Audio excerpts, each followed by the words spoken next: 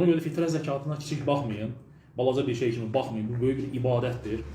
Və Allah Resulü sallallahu aleyhi ve sellem bizlərə yəni bir sağ 4 dolu ovuc edir. Yəni 4 dolu ovuc fitrə zəkatını dənli bitkilərdən çıxarmağı bizə tövsiyə etmişdir. Və bu da buğdadır, vermeşildir, makarondur, qreçkadır, düyüdür, bulgurdur və s. bu qəbildən olan məhsullardan çıxarmağı bizlərə Peyğəmbər sallallahu əmr etmişdir və alimlər söyləyirlər ki, əgər bir məmləkətdə ən çox hansı məhsul yeyilirsə, ondan da çıxarmaq olar. Məsələn, ət də çıxarda bilərsən. Ona görə də çox vaxt sual verirlər ki, qardaşlar ki, məsəl üçün bizdə evdə 2 nəfərdir, misal götürək. Adam başı 2 kilo yarım, bu elədir 5 kilo. Olar ki, o 5 kilonu mən bölüm 1 kilo məhsullardan çıxarım, 1 kilo düyü, 1 kilo qreçka.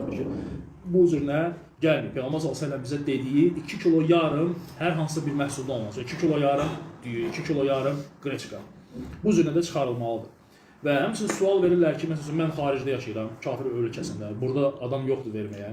Oradan pulu göndərə bilərsən, burada sənin yerdə o fitrə zəkatını çıxarda bilərlər. Və yaxud da sual verirlər ki, mən maaşımı hələ almamışam, olar ki, borc götürüb, fitrə zəkatını çıxardım, sonra o borc yiyəsinə qaytarım, etmək olar.